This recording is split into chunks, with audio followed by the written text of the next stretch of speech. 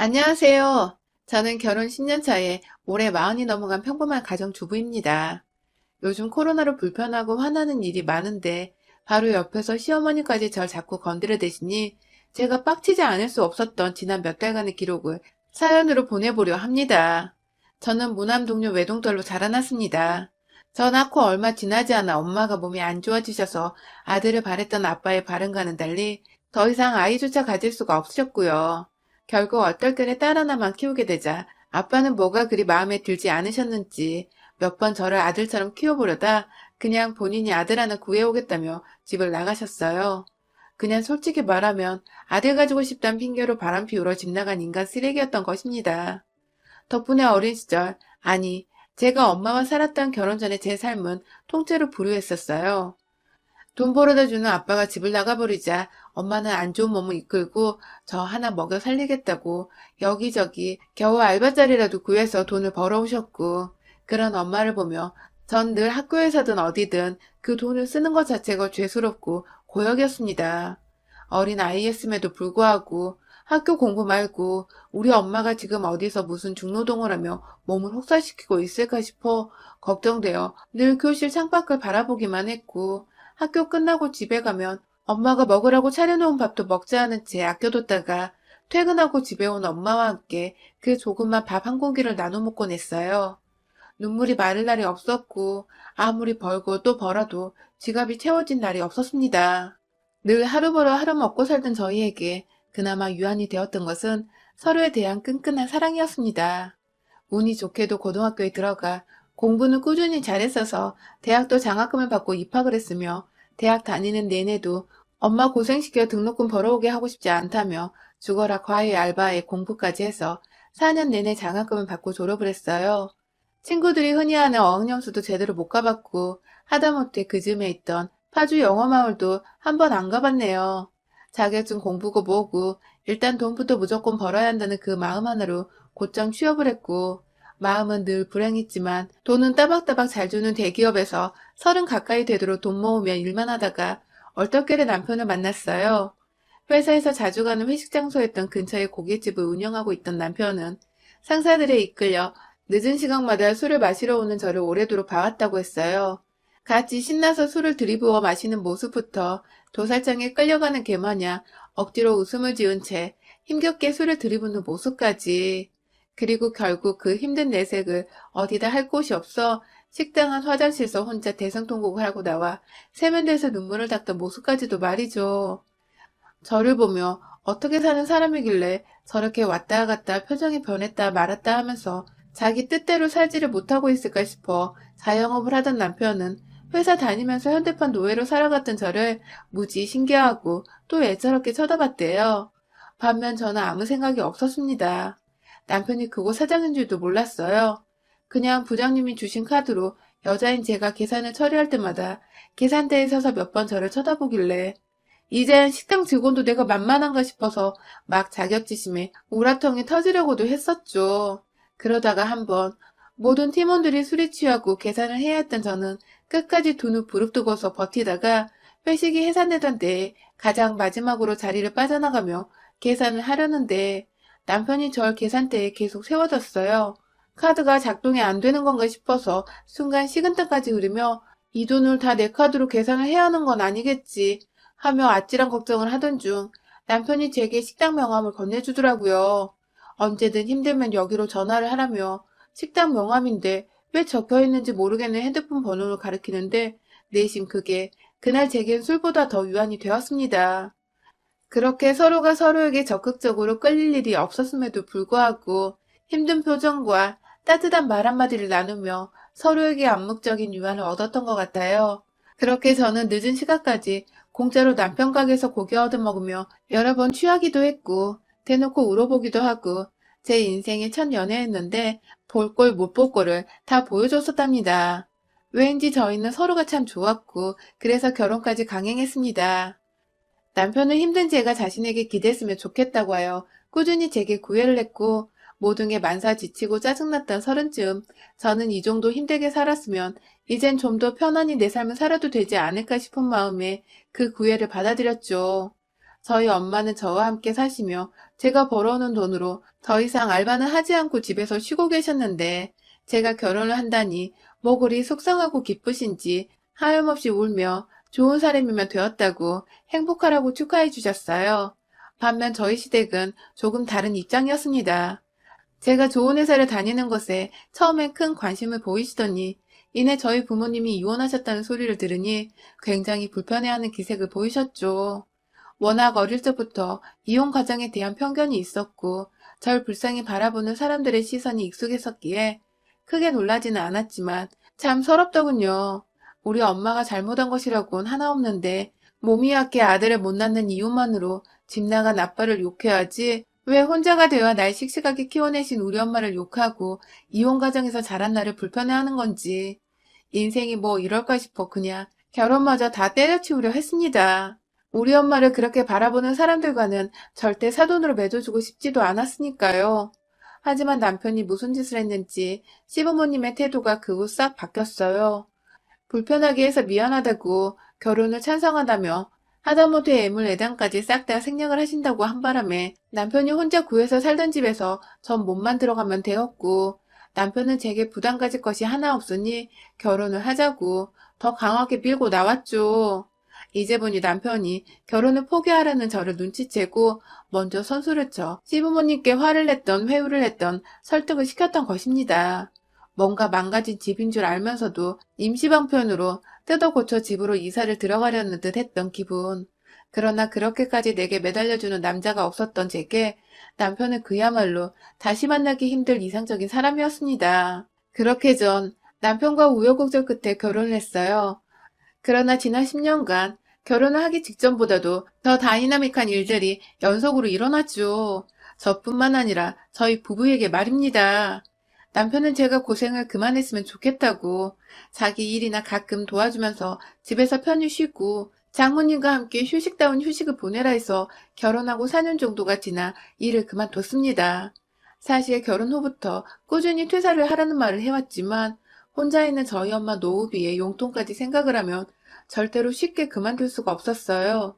그러다가 제가 임신을 하게 되면서 잠시 휴직을 하게 되었고 연달아 둘째까지 낳아버리면서 완전히 회사와는 작별을 해야 했어요.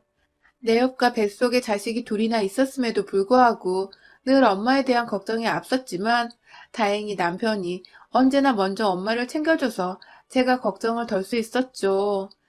그런 남편에게 늘 고맙고 미안해서 저도 제가 내조할 수 있는 것을 최선을 다하며 시부모님께도 늘 잘해드리려고 노력을 했고요.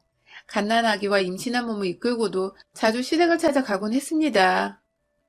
첫아이가 아들이었는데 시부모님, 특히 시어머니가 저희 아들을 너무 좋아라 해주셨거든요. 비록 저에 대해선 다 만족하지 못하시는지 그리 살갑지도 않으셨고 애초에 깊은 대화란 걸 한번 나눠본 적이 없었지만 제 새끼만이라도 이뻐라 해주시니 전 그것만으로도 좋았습니다. 자꾸 아이를 보여드리고 제가 옆에서 며느리 노릇에 최선을 다하기만 하면 어머님도 언젠가 나를 예뻐해 주시지 않을까 싶어서 불편한 기색 한번 보이지 않고 시댁에 늘 발걸음을 했어요. 하지만 어머님은 제 몸이 자유롭지 못하던 그때부터 알게 모르게 절 참 난감하게 하셨습니다. 예로 손주를 보고 있을 테니 장을 봐오라며 종이에 한가득 적힌 것들을 사오라고 카드 한 장 쥐어주시고 도로 집 밖으로 내보낸 적도 참 많으셨고요. 저는 임신한 몸으로 제 집 살림도 남편 없이는 쉽게 장 보러 가기가 힘들었음에도 불구하고 시어머니가 시키신 물건들을 장 봐서 양손 가득 쥐고 시댁에 돌아가다가 몇 번 주변에 지나가던 아주머님들이나 학생들이 도와줘서 시댁으로 간 적도 있을 정도였어요. 한 분은 저를 도와주신 아주머님이 시댁 현관 앞에서 시어머니를 보고는 이거 한 10kg는 되겠는데 임산부한테 이러면 살인이에요 하면서 살벌한 농담을 건네기도 했는데 그때 시어머니는 아휴 얜 고생을 많이 하고 살아서 이 정도는 아무것도 아니에요 하면서 되받아치고는 돌려보냈어요. 그날 집안에서 전 낯선 아주머니한테 시어머니를 고자질했다는 오해를 받으며 눈칫밥을 먹다가 끝내 밥도 못 얻어먹고 집에 돌아왔고요. 그뿐만이 아니에요. 남편과 함께 시댁을 찾아가도 남편 없을 때만 교묘히 절 괴롭히시는 건지 뜨거워 죽겠는 꼬막을 식히지도 않은 채 껍질을 까내라고 맨손에 식빵용 나이프 하나만 쥐어주신 적도 있고 1인 그릇에 남편과 따로 김치를 담아주시며 겉절이라 맛있다고 하시더니 제 김치엔 알고 보니 식초를 하도 많이 넣어놓으셔서 제가 먹다가 재채기를 미친 듯 하다가 남편이 이상함을 눈치채 대신 먹어보곤 시어머니께 난리를 친 적도 있었어요. 일부러 식초 퍼 부었냐고 물어보는 시어머니는 참기름인 줄 알았는데 몰랐어 하며 핑계를 대며 요리조리 잘 피해가셨지만 그 뒤론 제 국물엔 소금 한 숟갈을 더 넣어주신다거나 생선은 덜 익힌 부위를 잘라주시는 등 굉장히 무섭도록 저를 괴롭히고 또 그것에 대해 재미를 느끼시는 듯 했습니다. 솔직히 밥에 돌이나 머리카락 넣는 거 있잖아요. 그딴 건 정말 일도 아니었어요. 밥을 아예 요리를 안 한 채 맨 밑에 생쌀을 넣어두신 바람에 오도독 씹다가 남편이 급기야 밥그릇을 깨트린 적도 있었죠. 다행히 아이들은 방 안에서 핸드폰 영상을 보고 있느라 못 봤었지만 그날 남편은 미친 사람 마냥 시어머니께 울분을 토하며 다시는 시댁 안 온다고 했고 시어머니는 그 말이 안 된다고 내가 늙어서 밥을 잘 못 지은 거라며 막 또 매달리고 사과를 하셔서 어찌저찌 넘어간 적도 있어요. 물론 그 과정에서 제가 남편을 달래며 그래도 시어머니는 나한테 잘해주셔 하면서 시어머니 편을 들었다는 점이 남편을 진정시킨 가장 큰 이유였고요. 저희 엄마한테 잘해주는 남편에게 미안해서라도 남편과 시어머니가 자꾸만 저 때문에 싸우는 걸 원치 않아 전 계속 모든 걸 참고 혼자 견뎠어요. 지금 생각하면 너무 바보 같지만 그 당시만 해도 전 그게 최선이라 생각을 했습니다. 옆에 아이들도 있는데 엄마가 할머니한테 괴롭힘 당하는 꼴을 보여주고 싶지도 않았고 그래서 계속해서 시어머니의 음식을 가지고 저지르는 장난질을 두고만 보며 결국 그 장난질에 계속 부채질을 하고야 말았죠. 그러다가 남편이 하고 있던 고깃집에 분점 한 개를 더 내면서 최근 몇 년 동안은 시댁 근처가 아닌 정반대의 동네에서 일을 하다시피 했고 남편이 새벽에 장사 끝내고 집에 오는 걸 너무 힘들어하길래 새로운 분점이 생긴 동네로 이사를 가게 되었어요. 자연스레 시댁과는 거리가 배로 멀어졌고 덕분에 전처럼 시댁을 자주 찾아갈 이유도 없었고 멀다는 핑곗거리가 생겨 시어머니를 피하며 살 수가 있게 되었죠. 코로나로 장사가 예전만큼 미치게 잘 되는 건 아니었지만 그래도 회사 근처라 그런지 이것도 꽤나 늦은 밤까지 손님들이 잘도 찾아왔고 아이들이 큰 마당에 저도 집에만 있기 심심해서 자주 남편을 따라 가까운 식당에서 일을 도와주고 했는데요. 일을 해야 해서 시어머니도 불러내시지 못하실 테니 더 바쁜 척하면 남편을 도와 시어머니를 피하려 한 것도 있었고요. 그러다가 시어머니께서 남편에게 전화를 했나 보더라고요. 손주가 보고 싶다고 말이죠. 저희 둘째는 딸인데 단 한 번도 제 딸 보고 싶단 말을 안 하시고 대놓고 손주 거리면서 손주만 찾으시는 저희 시어머니. 남편도 요즘 바빠 죽겠어서 찾아갈 시간이 안 된다고 대충 거리를 뒀는데 그 말에 시어머니가 저희 집으로 찾아오겠다고 말씀을 하셨나 보더군요. 얼떨결에 가게 쉬는 날 집에 온다는 시어머니 말씀에 당황스럽기도 하고 불편했지만 어차피 얼굴 맞대고 봐야 하는 거 저도 뭐라고 흠 안 보이게 준비를 해놔야 할 것 같아서 시어머니께는 따로 전화까지 해서 아무것도 사오지 말라고 빈손으로 오셔서 며느리 밥 드시라며 나름 잘 보이고 싶은 마음에 아행도 떨어봤습니다. 그러나 전날 새벽에 일 마치고 집에 와 여전히 잠들어 있는 남편을 대신해 혼자 애들과 얘기하며 아침에 놀아주고 있는데 시어머니께서 꽤나 이른 시각부터 집에 오셨어요. 당연히 남편을 깨우지 말라고 조용히 하라는 제스처를 취하시길래 전 저 혼자 또 시어머니를 독박으로 맞이했죠. 왜인지 불길한 예감이 들었으나 아이들도 있는데 혹여나 나를 또 괴롭힐까 싶어 나름 태연히 행동을 했어요. 결혼 10년 차인데도 시어머니한테 당하는 일들은 아무래도 익숙해지지가 않더라고요. 시아버님은 옆에서 아이들과 재밌게 놀아주고 계신데 시어머니는 저희 큰아들 한번 딱 안아보시더니 딸아이는 대충 머리 한번 만져주시곤 곧장 부엌으로 들어가셨죠.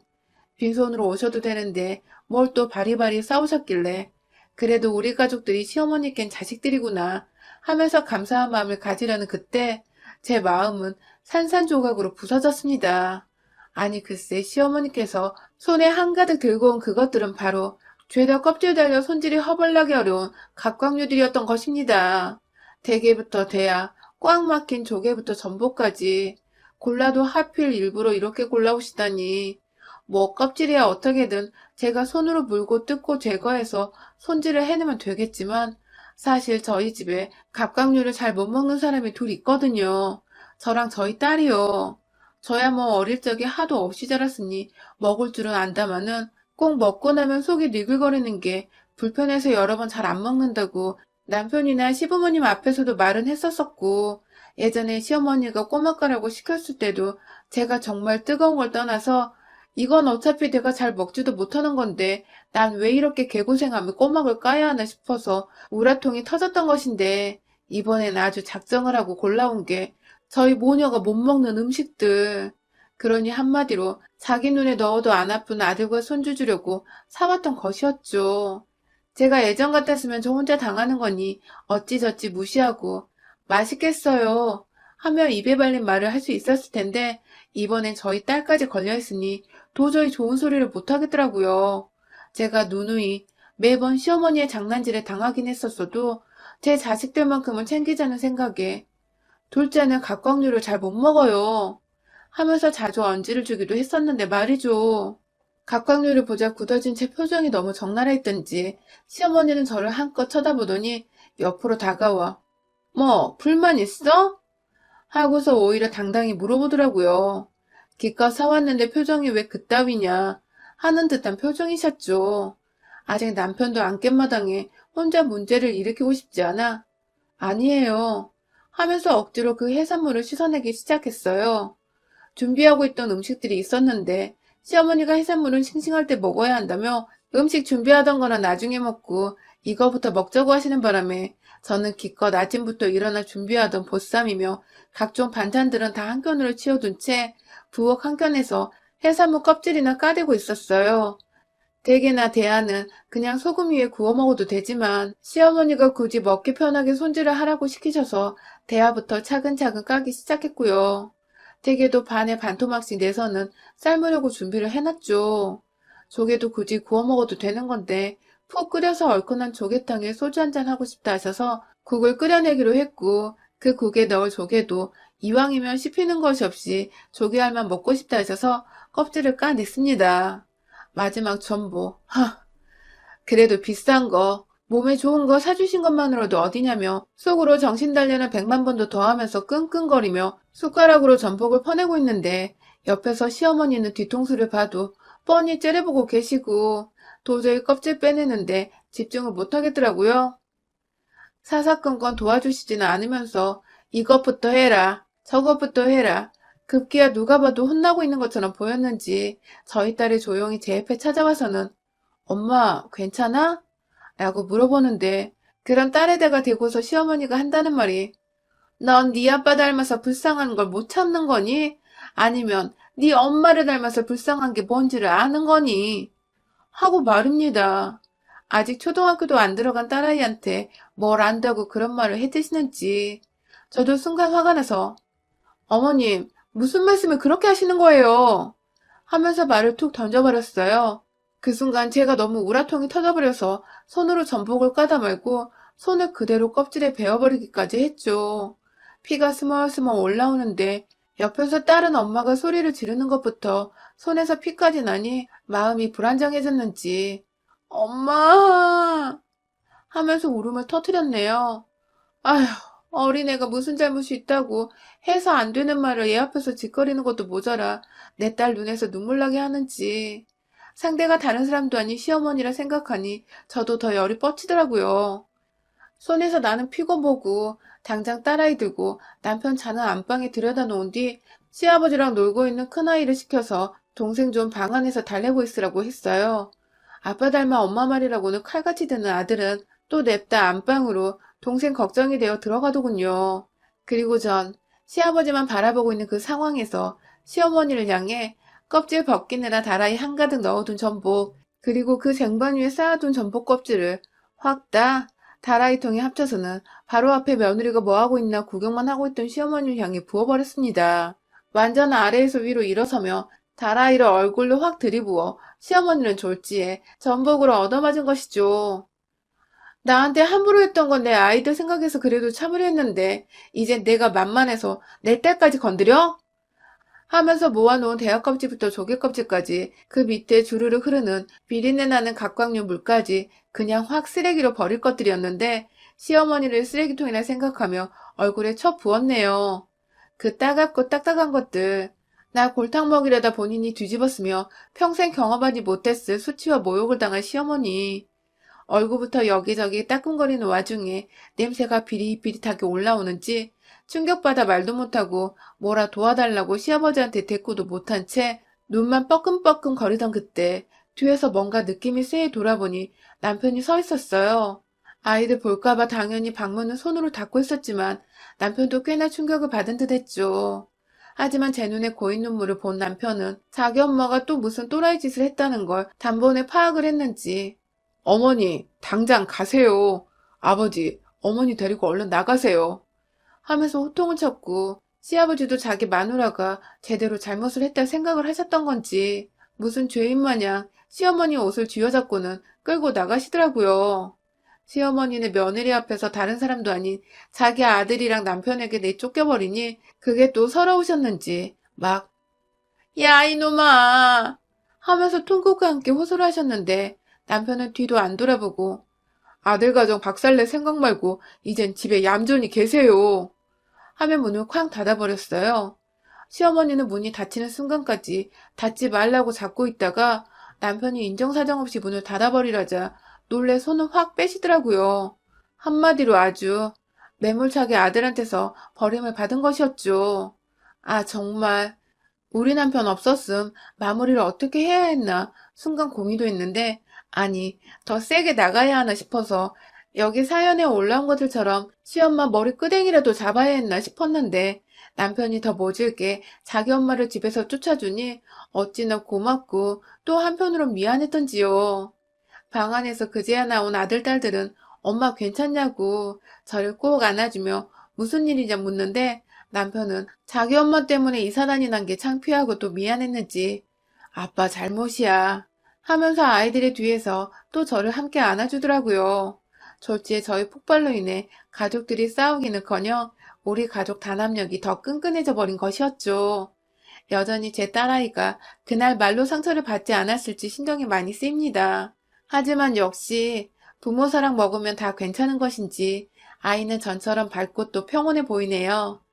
남편도 전보다 더 저를 살뜰히 챙겨주며 매일같이 미안하고 고맙단 표현을 해주고 저도 그런 남편이 너무 고마워 매일같이 좋은 음식 먹이며 이 사람 힘내서 일하라고 응원하고 있습니다. 그리고 시어머니 돌아가시는 날 장례식 때 오늘 다 못 드신 각광류 제가 친히 구해다 올려드리려고 합니다. 부디 그날까지 만수무강하셔요. 여러분의 생각은 댓글로 남겨주세요. 오늘도 시청해주셔서 정말 감사합니다.